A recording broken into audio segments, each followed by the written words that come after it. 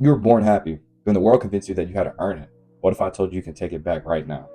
Life is beautiful, and we should be happy right now. Everything that led to us existing, the right ancestors, the right cosmic conditions, right, had aligned perfectly for us to be at this moment right now. We're not just alive, we're an improbable event, like winning the lottery a million times in a row. And that alone is beautiful.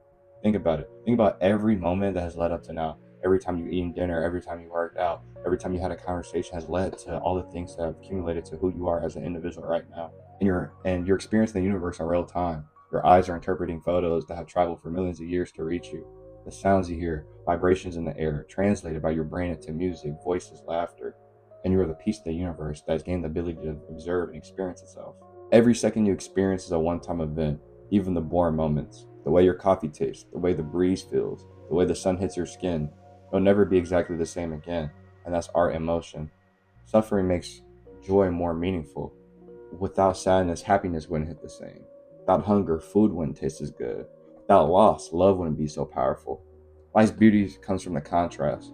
Pain makes pleasure worth it. If you have control over your story, no matter what happens to you, you can choose how you react. You can take the pain and turn it into wisdom. You can take the failure and turn it into resilience. And you are not a passenger in your life, you are the author. The smallest things can give you the biggest joys. A cold drink on a hot day, a deep conversation that changes your perspective, a song that hits you differently at the right moment. Life isn't about grand achievements, it's about the micro moments that make everything feel worthwhile. And you don't need a reason to be happy. It's not something you deserve or earn. You don't need a big moment of success or validation to feel joy. You can choose to be happy for no reason.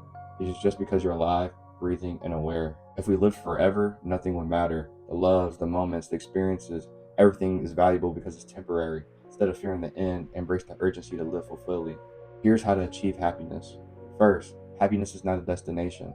You don't need to achieve something, then you're allowed to be happy. Because that's a lie. Society, a lot of things are dependent on us having conditional happiness, convincing us that we have to grind, struggle, and deserve before we can experience it. But it's not the result of successes, right? Happiness creates success. The most fulfilled people didn't wait for happiness to come to them. They built it into their daily lives, right? The happiest people aren't the richest or the most famous. They're the ones who mastered appreciation, presence, and meaning. Work hard, succeed, be happy.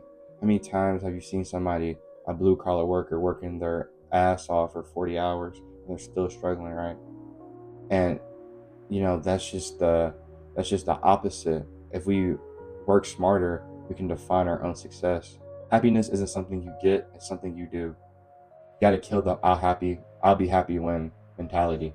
I'll be happy when I get my dream job. I'll be happy when I have the perfect relationship. I'll be happy when I make six figures.